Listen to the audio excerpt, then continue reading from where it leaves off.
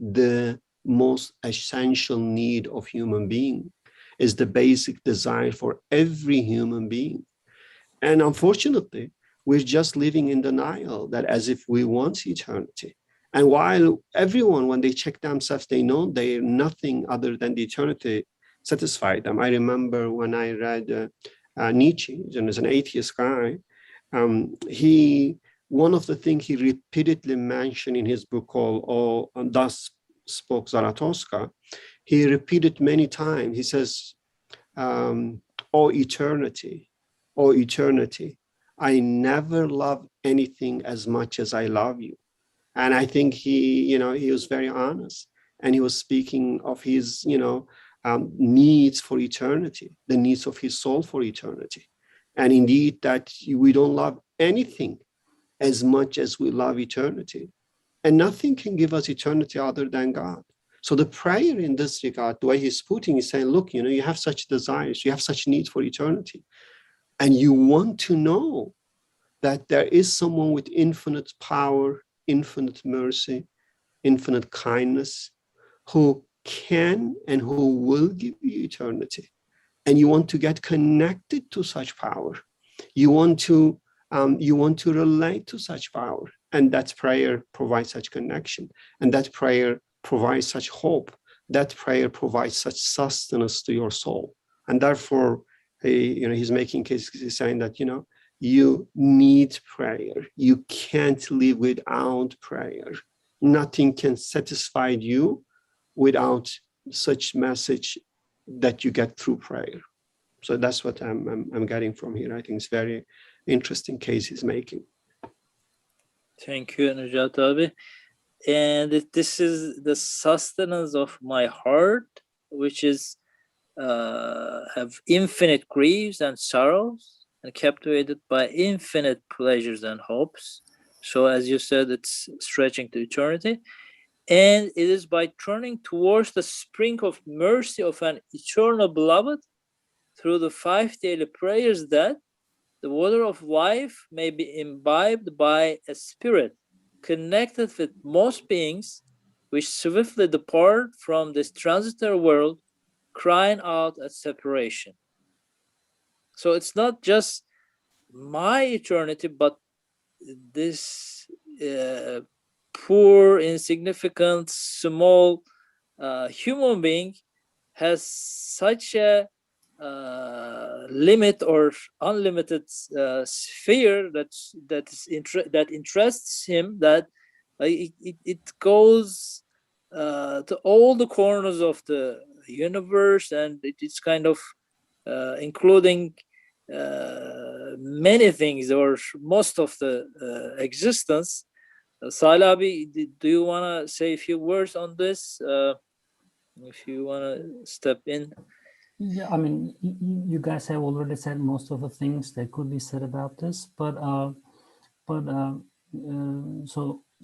what I understand from this part is that heart is different and it is unique in the sense that it is, as far as I understand, the only faculty that attaches. Mind reasons, soul expects for order, or your voice is very clear, but it could be a little louder. Okay, let me speak closer. So I was saying that heart is unique in the sense that it is the only faculty that attaches to things, and this is the mainspring of all of these pain and joy that we get in case we choose the wrong path or the correct path, and heart has a habit that before attaching to something, except for Allah because He is already eternal, before attaching to a certain thing, heart is kind of calls for help from other faculties, so that whatever thing that it is going to attach has to be perceived to be eternal. It might be your family, it might be your friends, it might be your I don't know, your possessions, or your occupation, or this world. Or I'm still missing US, for example. It's been about a year, but the fact that things are going to go away is what hurts you, and heart seeks for help from other faculties, for example, from your mind, from your soul, from your faculty of imagination, you name it. And only after kind of blindly and ignorantly and maybe stupidly assuming that that particular thing is eternal, then the heart attaches. So in that respect, Allah all of a sudden becomes the only thing, only one that can be really be the object of attachment for heart. So this is what I understand from Latife Rabbaniya. So you can, for example, write a book about anything. You can, or you can, your imagination can be used for anything, painting or, I don't know, mechanical design, whatever, you name it. But this Latife Rabbaniya is only satisfied with a really eternal object. And, and the fact that only as long as we can sustain this lie that whatever we attach to is eternal, we can continue playing this. And the moment that we kind of are woken up from that dream, we seek for something else. And then we change the object that we attach again and again. When I was in Philadelphia, I saw a big billboard which says, Samsung phone is the next big thing. So then I thought about this, and it felt like in this part of the world, at least after I noticed, people are always looking for something, one big thing to be attached.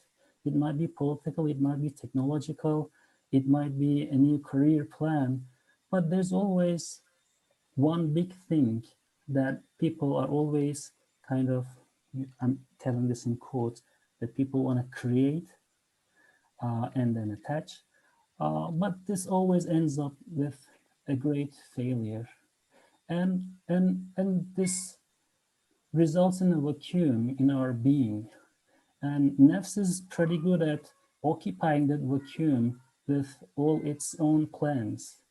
And when the heart is helpless in finding an object which is worthy of being attached, then nafs kind of uses this weakness and poor heart's situation to exploit the situation for himself, for itself. Then eating, drinking, and all other kinds of pleasures that nafs is seeking can actually happen only because we have a faculty like heart. So nafs is running after pleasures, but so this is what I understand from this, don't quote me on this later, but just because we have a faculty like Latife Rabbaniya and another faculty, nafs, when they come together, we may end up with a tragedy. And in Nejat Abi might know this better than I do, but hedonism is very widely, embraced.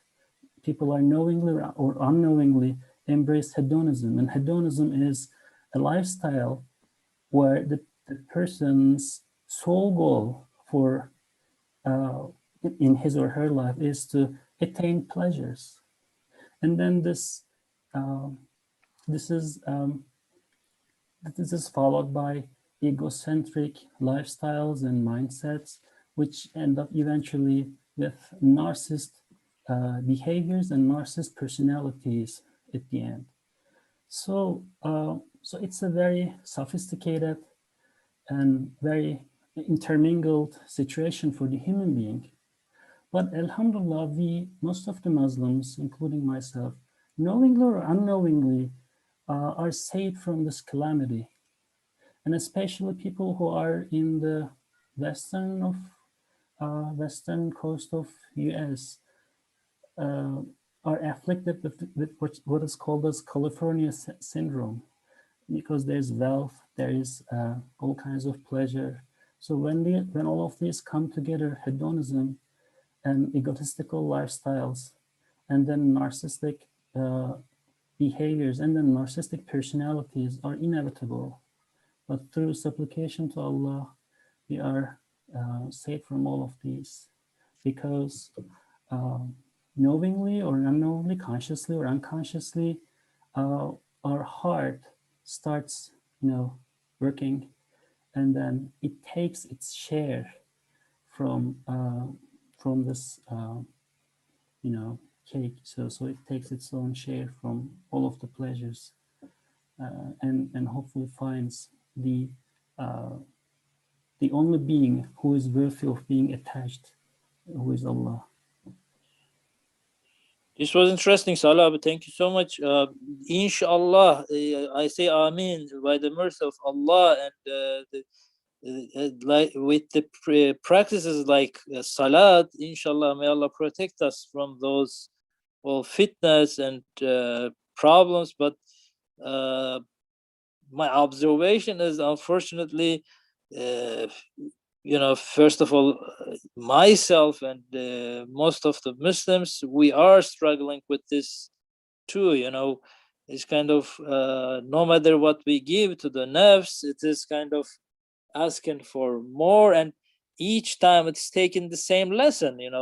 There's nothing in this temporary fleeting life that can really satisfy you. There's no 100% satisfaction in this life, even though they put the label on the products, it's 100% satisfaction.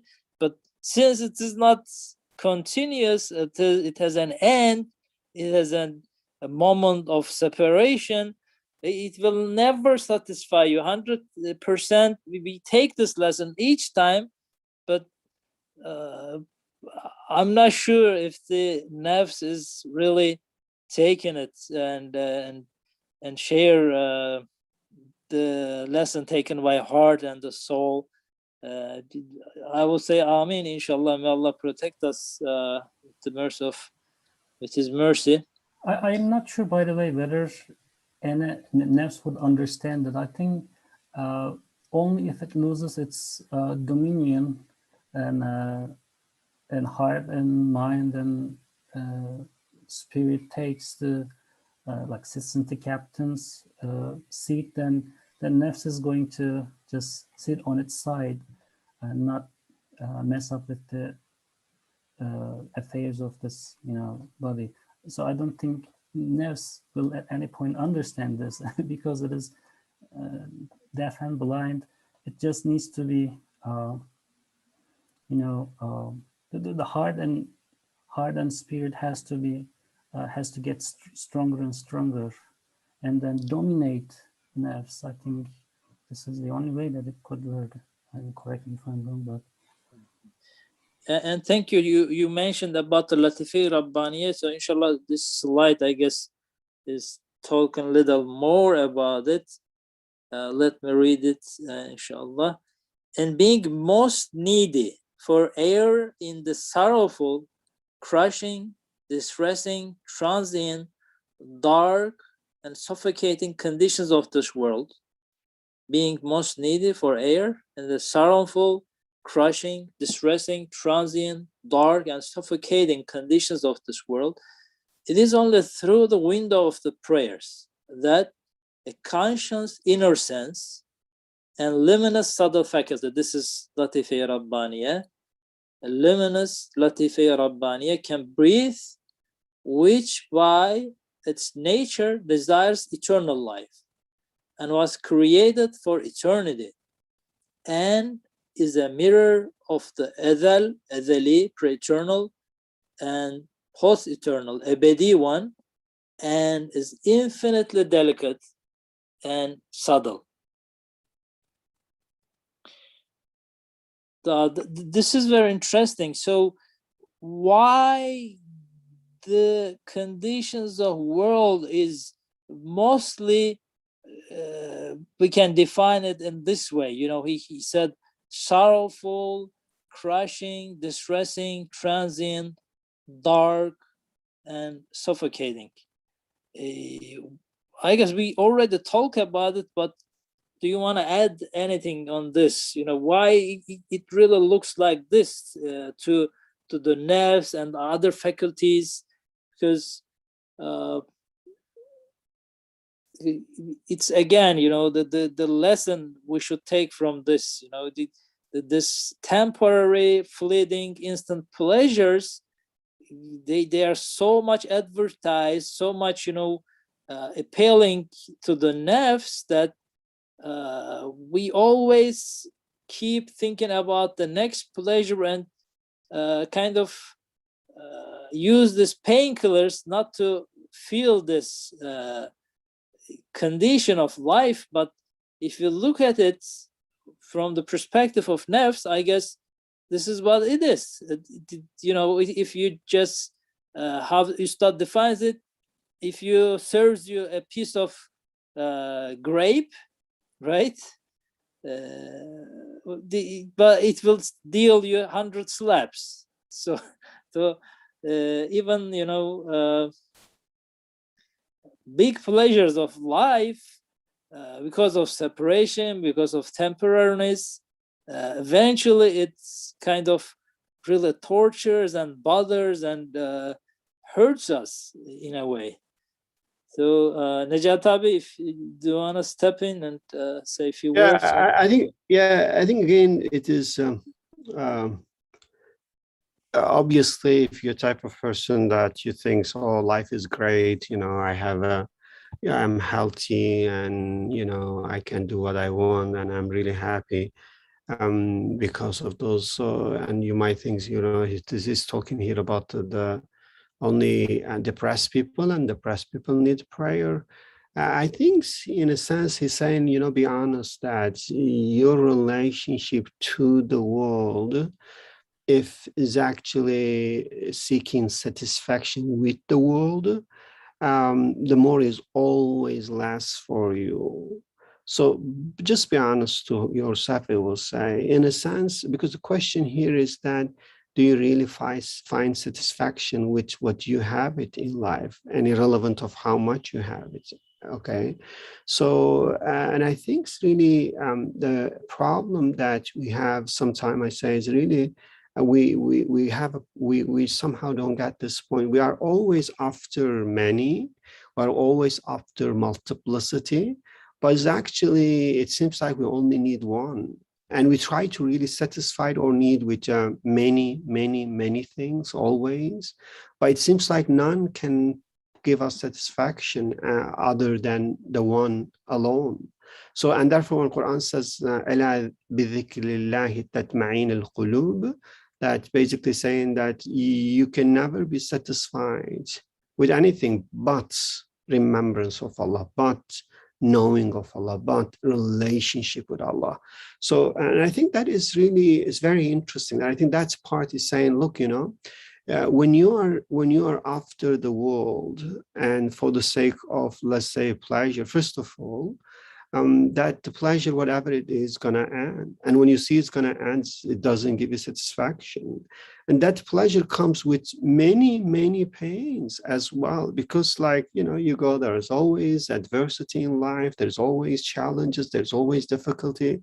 So it's actually to the level when you really read some deep philosopher who reflect on life. One of the guy I remember, he did, I think, quite deep reflection and very honest, Schopenhauer. He says, Socrates famously says, an unexamined life is not worth living. Reflect on your life and try to see what is going on. And if you don't, he says, that's why, what is the purpose of living? And Schopenhauer responds to this call. He says, look, I examined my life. Is actually life is not worth living. His argument is that, look, what is really dominant in life is pain. Pleasure is just transient, temporary, and always ends with the pain. So then what is the point? And they asked him, actually, they said, okay, why don't you commit suicide then? Why don't you really end your lives? He was very, very pessimistic philosopher. And to the level when you read it, you will see, he will convince you that to go and commit suicide. What is the point of living life? Because everything is going to end, and all those things you think is great, it's going to be nothing. But it seems like he had some hope that maybe he could overcome that. The other guy I really remember, I think he did really, honestly did a great job, is Tolstoy. Tolstoy was actually born in a rich family, and then he became famous, became an author and well known around the world. But when you read his confession, I think he was one of exceptional guys who confess. You will see that he will say, look, everyone is just lying. The truth is that he will say, I try every pleasure, I was very rich, I became very famous, all are garbage. And he denied all of them to be really a source of satisfaction. And even when, he was very famous, they will tell him, he said, no, I'm not that Tolstoy anymore. I'm not really, I'm not really the person who wrote that novels. So again, what he did, he left everything behind. He went to village and to live with the peasants. So I think the point here, what he's saying, look, and be honest to yourself. And life, in English they say life is sucking in the sense that it's really giving you pain, is not easy. You have a lot of challenges. Don't just say life is fun. Life in reality is a pain, is a hardship, is difficulty. Okay, so then the question here, is there any way to overcome that? He's saying, look, if you find one who has the power to, to help you in all of your challenges, to give you everything that you desire, and particularly the eternity that you really, really want, then obviously, that you should go to this one to find satisfaction. And that is, in that case, what he's saying, look, a prayer is essentially the moment of turning your face, and turning your back to this multiplicity, to the worldly things, and turning your face to the one who can and who will give you eternity. And in this regard, that's really what you want. That's what you desire. That's what can satisfy you. So that is, therefore, I think, what he's saying, when you're engaged in this world, and you somehow attach to them, you somehow affected by them. And then when you go to prayer, you basically now, you leave them behind and you get connected to the eternal one. And that connection give you true, peace, tranquility, and satisfaction. And that's what you really need, he's saying, is like a breath. Otherwise, you're going to die. So you're going to suffocate, because the life condition is very difficult. It's not easy. And sometimes when you go and talk to some people, they don't really have such a, let's say, opportunity of connecting to God for their problem. They will say life is like a hellfire. They are right.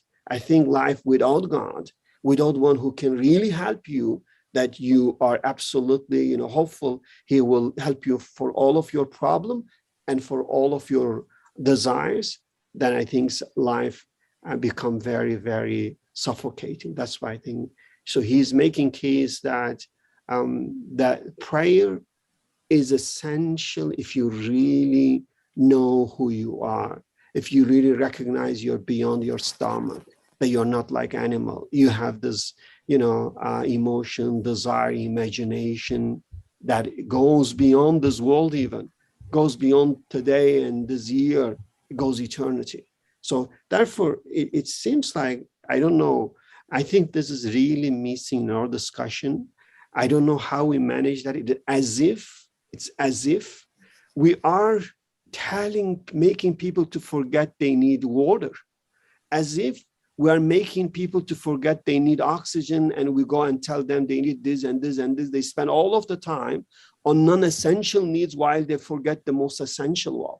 So to me, that's the most essential need for human being is the eternity, desire for eternity. So, and it's not even part of our discussion. It's nowhere in educational system it talks that we really, we have such need. And I think we need to really bring this back to, be honest and reflect on this one and recognize such essential need. And then once we recognize that, the question is, who can help on this? I don't think anyone other than God can help. So that is, therefore, I mentioned this, Ernest Baker's denial of that. He makes a very compelling case. He says, look, what you do, you go and actually, donate millions of dollars to put your name, let's say, on a building at the university on a street. Why? Because, when you're going to die, your name is going to survive. So he says, look, be honest and say, I want eternity. And you spend millions just because when you die, your name's going to survive. But that's not going to change the reality. It's going to be eventually forgotten as well, but you don't want to be forgotten. So, and I think that's honest discussion should come back and should be part of the curriculum, because this is an essential need. And then it becomes easy once we recognize that. It becomes easy to make a point to say, you know what? You need prayer. There's no one else and no other place that can actually fulfill this need other than God. And prayer is the time that you get connected to God, to really be aware of such, infinite source and mercy who can help you. That's why, I think it is, this point is making very, very compelling, clear case for prayer. Thank you so much, Nejat abi. Salih abi, you want to add anything at this point? We have a few minutes. Unfortunately, we're at the end of the session again. Yeah, one little note to what Nejat abi said at the ending of his speech, where he said people are giving so many millions of dollars just to have their names written on a wall. And now the high-tech companies are taking this one step further and building a network, an artificial network from your past social media activities. And there are also some other technological advancements in neurological sciences. They claim that they can copy all the information in your brain and then put it on a computer. And when you die, they say that you're going to survive. You're going to continue your life after you die. So of course, this is this feels like a joke, but this is just another helpless call from the godless Western society that they really seek for a way to have eternity. So they are working for this nowadays. Those of you who are following tech news would know this, but the fact that for humanity eternity is inevitable is kind of admitted again through these advancements.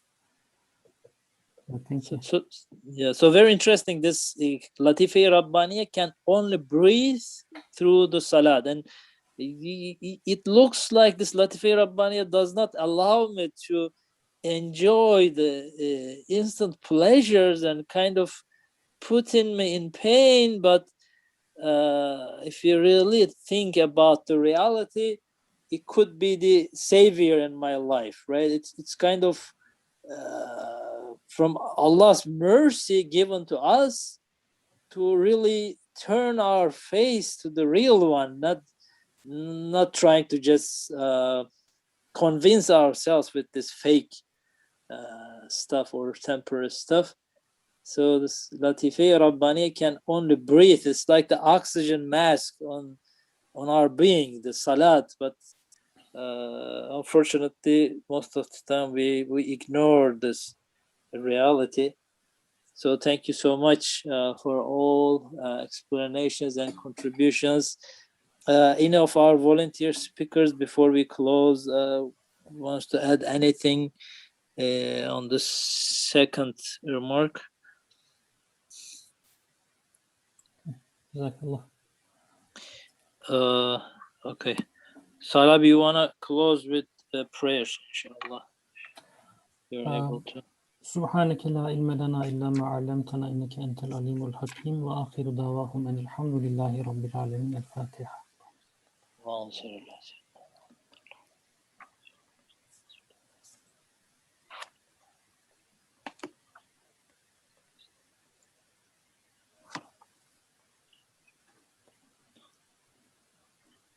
Thank you so much for all your contributions.